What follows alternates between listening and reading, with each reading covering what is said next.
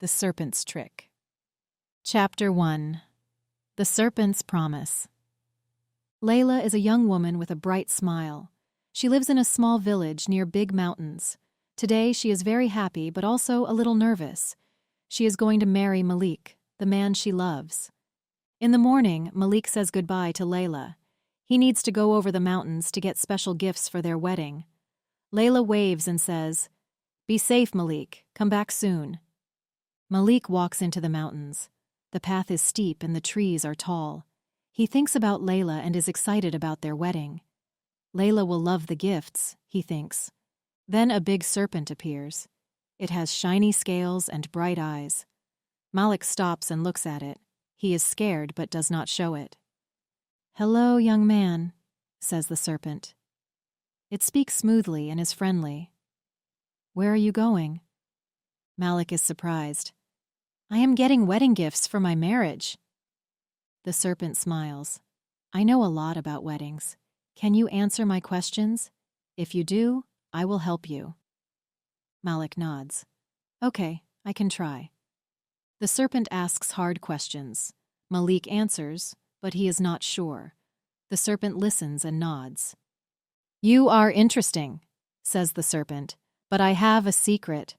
I can become anyone I want." Then the serpent changes. Now it looks just like Malik. Malik steps back. "What are you doing?" he asks. He is worried and scared. The serpent laughs. "I am going to your wedding, Malik, but as you." Malik tries to run, but the serpent is too fast. It uses magic, and Malik falls asleep. Now the serpent, looking just like Malik, goes down the mountain. It is about the wedding. This will be fun, it thinks. Leila waits in the village. She looks at the path, hoping to see Malik. She feels love and a little worry. "I hope he is okay," she thinks. The serpent arrives in the village. It looks and acts just like Malik. Everyone is happy to see him. "Welcome back," they shout. Leila runs to him. She feels happy, but something feels strange. Something is different, she thinks, but she smiles. "Malik, you are back." "Yes, I am back," says the serpent with a smile, "and I am ready to marry you." Leila feels joy, but also a strange feeling in her heart. She does not know the serpent has taken Malik's place. Chapter 2. The False Groom. The serpent, now looking like Malik, comes to the village with a big smile. People clap and sing.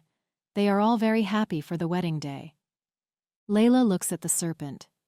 She is happy to see Malik, but also a bit confused. Something is not right, she thinks. During the wedding feast, everyone sits around a big table. There are many foods like bread, fruits, and cooked meat. The serpent sits next to Leila. It looks at the food and makes a face.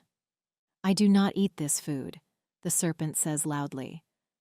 Everyone looks at it. Leila's mother asks, "But Malik, you always liked meat. What's wrong?" The serpent answers, "I have changed. Now I only eat special food." Leila feels more confused. Malik loved meat.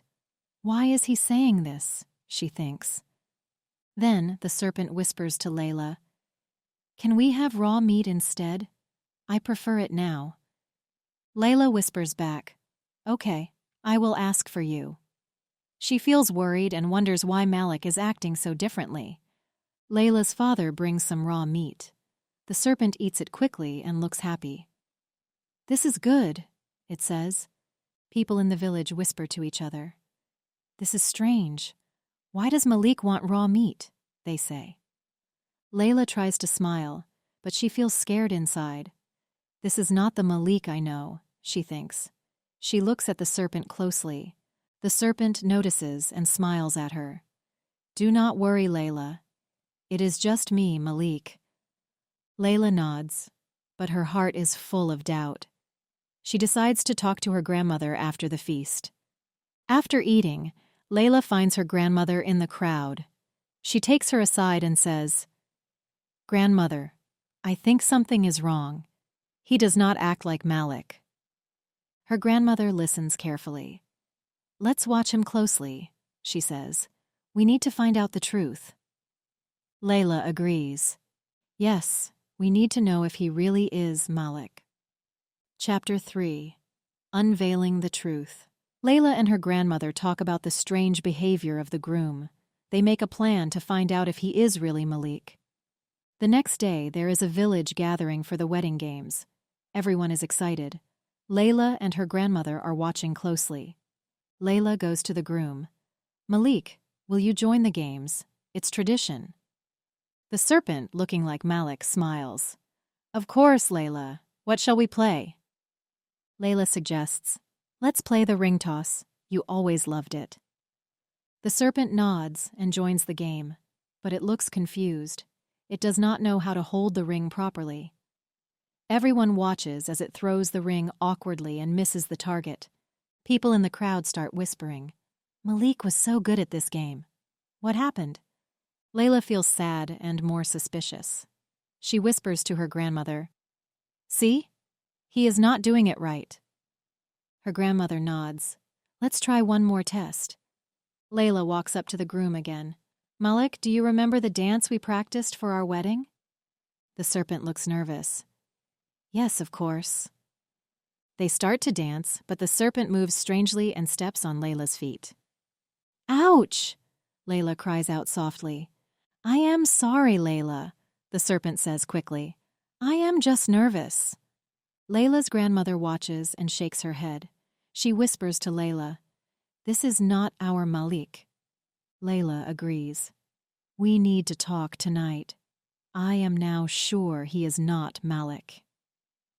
That evening, Leila and her grandmother sat in their hut. They are alone and quiet. Leila says, Grandmother, what do we do? This creature is not Malik, I am sure. Her grandmother thinks and then says, We need to be smart and careful. We will expose him in front of everyone. Leila nods. How will we do that? We will ask him to do something only Malik can do. Tomorrow, we ask him to carve his name on the tree. Malik was very good at carving. Leila smiles, feeling a little hopeful. Yes, grandmother, thank you. They go to bed with a plan for the next day, hoping to reveal the truth about the false groom. Chapter 4. Leila's Escape. The next morning, the village gathers for another wedding event. Leila and her grandmother are ready for their final test to reveal the truth about the groom. Leila approaches the serpent confidently. Malik, could you please show everyone how you carve your name into the tree? You do it so beautifully. The serpent smiles nervously. Of course, Leila. Everyone in the village gathers around as the serpent picks up the carving knife. It holds the knife awkwardly and starts to carve. The letters are all wrong and look nothing like Malik's usual neat work. People in the crowd whisper, That's not how Malik carves. He was always so precise. Leila's heart sinks as she watches, but she knows what she must do. She turns to her grandmother, who nods at her. Leila speaks up loudly. This is not Malik. He would never carve like that. The serpent stops carving and looks around nervously. What are you saying, Leila? It's just a mistake. Leila's voice is strong. No, Malik would never make such a mistake. Who are you really? The serpent realizes it cannot pretend anymore. It transforms back into its true form in front of everyone. People scream and step back. Leila is scared but determined. See? I told you he is not Malik. We must find where Malik is. The serpent hisses. You will never find him. Leila's grandmother steps forward. Leave our village. We will find Malik without your tricks. The serpent slithers away, and the village is in shock. Leila knows she needs to act quickly to find Malik and ensure her safety. That night, Leila packs a small bag. I need to find Malik and hide from that serpent, she thinks. Leila sneaks out of the village under the cover of darkness. She heads into the forest, knowing it well from her childhood. The forest will hide me. she thinks. As she walks deeper into the woods, she hears noises but keeps going. She reaches an old cabin where she and Malik used to play. I'll stay here tonight, she decides. Leila sits in the cabin, feeling alone but brave. I will find Malik and bring him back. I won't let that serpent win, she whispers to herself. Chapter 5. Refuge and Revelation. Leila spends the night in the old cabin, feeling a mix of fear and determination. As dawn breaks, she prepares to continue her search for Malik, but she knows she must be cautious. While walking through the forest, Leila hears rustling in the bushes. She stops and listens. An old owl hoots from a tree above and speaks to her. Leila, why are you alone in the forest? Leila looks up, surprised. I'm looking for Malik. A serpent disguised himself as him and tricked us all. The owl nods wisely. I see. This forest can be dangerous, but I can offer you a safe place. Thank you, Mr. Owl, Leila says gratefully. I need a place to think and plan. The owl leads Leila to a hidden grove surrounded by thick trees and protected by magical spirits. You can stay here. The serpent cannot enter this place, the owl explains. Leila feels a sense of relief. Thank you for your kindness. As she settles into the groove, Leila thinks about how to find Malik.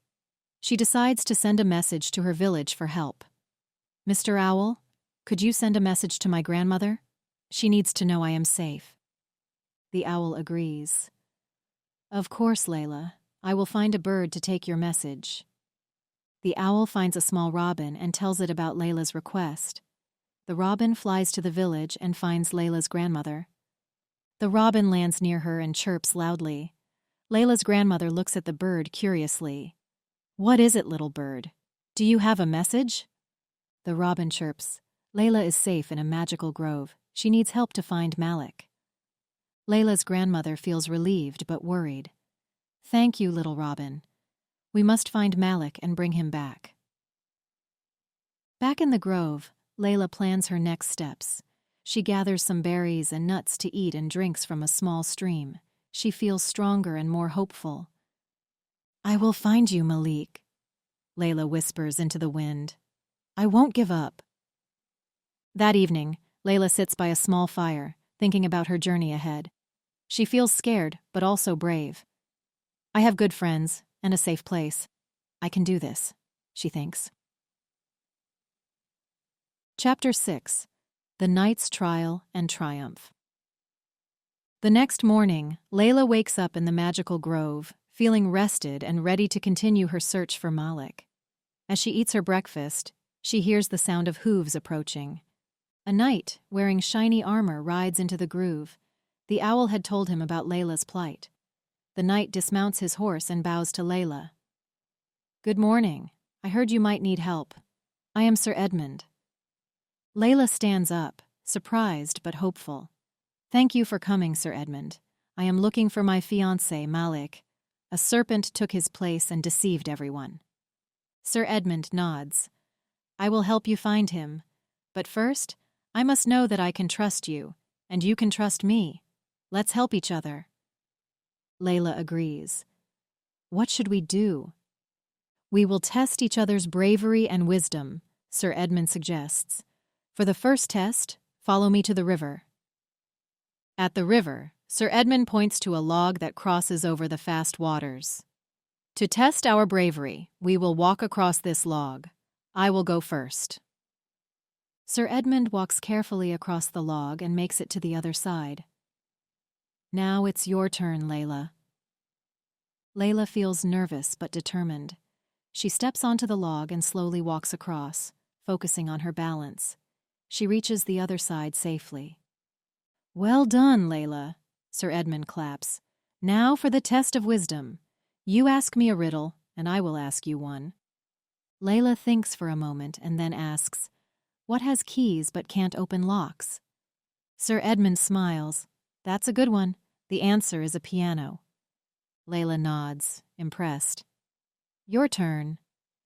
Sir Edmund asks, what comes once in a minute, twice in a moment, but never in 1,000 years? Leila thinks hard and then smiles. The letter M.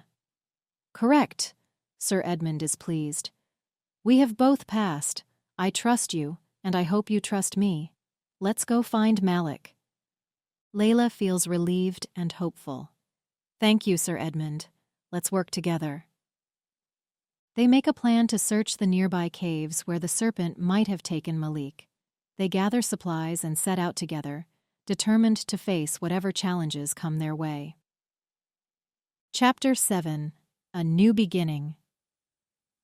After searching for many hours, Leila and Sir Edmund arrive at a dark cave. This could be where the serpent has hidden Malik, Sir Edmund whispers. Leila nods, gripping a small lantern tightly. Let's be careful. We don't know what's inside. They enter the cave, their lights casting long shadows on the walls. The cave is cold and damp. They walk deeper and deeper until they hear a faint sound. Did you hear that? Leila asks, stopping in her tracks. Yes, Sir Edmund replies, listening closely. It sounds like someone is breathing. They follow the sound and find a small chamber. Inside, Malik is lying on the ground, looking weak but alive. Malik! Leila cries out, rushing to his side. Malik looks up, his eyes filled with relief. Leila, is it really you?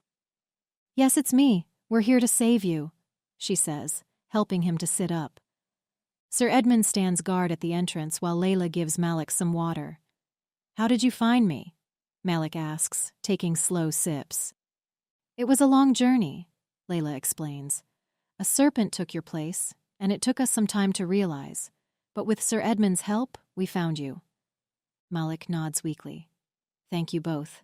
I thought I might never see you again. With Malik now safe, they make their way out of the cave.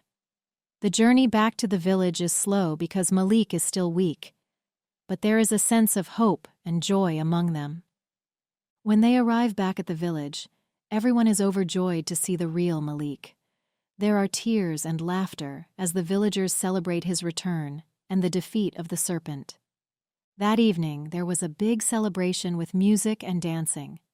Leila and Malik stand together, grateful for everything that has happened. Malik takes Leila's hand and says in front of everyone, Leila, you saved me. You were brave and smart. I am so lucky to have you. Leila smiles. I just wanted us to be together again. I love you. The villagers cheer and the music plays louder. Sir Edmund watches them, happy to have helped bring them back together. Leila and Malik finally have their wedding, surrounded by friends and family who love them. They promise to always support and protect each other. Leila and Malik, now married, look forward to building a happy life together, knowing they can face any challenge as long as they have each other. The end. The story is tailored to an A1 English level, which is suitable for beginners. Here are 5 words and phrases from the story, along with their meanings, examples from the story, and how they can be used in real-life contexts. 1. Groom. Meaning, a man who is getting married. Story example. The serpent, looking like Malik, enters the village as the groom. Real-life example. The groom stood nervously at the altar, waiting for his bride. 2. Serpent. Meaning, a large snake, often used symbolically or mythologically. Story example. A large serpent appears and can change its shape. Real-life example. In many cultures, the serpent is a symbol of wisdom or temptation. 3. Whispers. Meaning, to speak very softly, using one's breath without one's vocal cords, especially for the sake of privacy. Story example. Leila whispers to her grandmother, "He is not doing it right." Real-life example. She whispers in my ear to keep the surprise party a secret. 4. Brave. Meaning, showing courage, ready to face and endure danger or pain. Story example. Leila feels scared, but also brave. Real-life example. The firefighter was very brave to run into the burning building to save the trapped people. 5. Chamber. Meaning, a large room used for formal or public events, or in specific contexts like a cave chamber. Story example. They find Malik in a small chamber inside the cave. Real-life example. The council meets in the city hall's main chamber. The story offers several valuable lessons that readers can take away. Here are 3 key learnings. 1. The importance of trust and intuition. 2.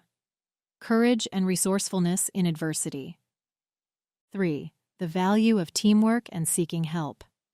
This story and voiceover have been provided by English Made Easy. Learn through stories. Copying or re-uploading is strictly prohibited.